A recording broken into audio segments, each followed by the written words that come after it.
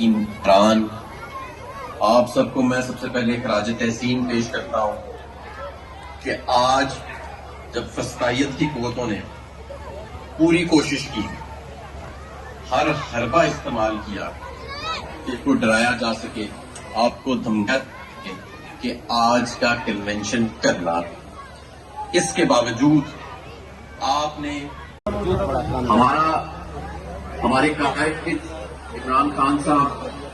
ان کی جماعت، اس کے بیانیے کو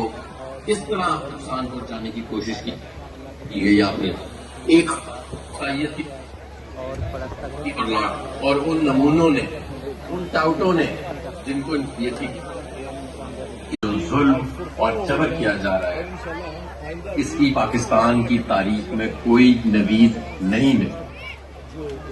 یہاں تک کہ ماشاء اللہ کے بعد اس ظلم اور ان کنڈوں کوئی نوجوان صاحب کو مبارکباد پیش کرتا ہوں کہ انہوں نے 13 مہینے بعد 9 مئی 2023 کے بعد آج لاہور میں پی ٹی آئی کا سب سے بڑا اجتماع کیا ہے، تو اس بات پر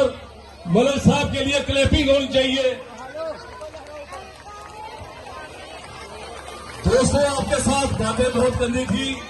لیکن نماز کا ٹائم ہونے جا رہا ہے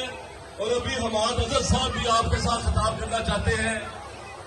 تو 2-3 باتوں پہ میں اپنی بات ختم کرتا ہوں کہ آپ نے دیکھا 8 فروری نواز شریف بھی ہارا، شہباز شریف بھی ہارا، مریم نواز بھی ہاری، لیکن آج بھی یہ جعلی 47 فارم پر حکومت میں بیٹھے ہیں اور کوئی ان کی حکومت ماننے کے لیے تیار نہیں ہے۔ نہ صرف بلکہ مال ہمارے قائد عمران خان، جن کو آج 8/10 کے ڈیتھ سیل کے اندر انہوں نے عمر پاکستان اندر بھی اور پاکستان کے باہر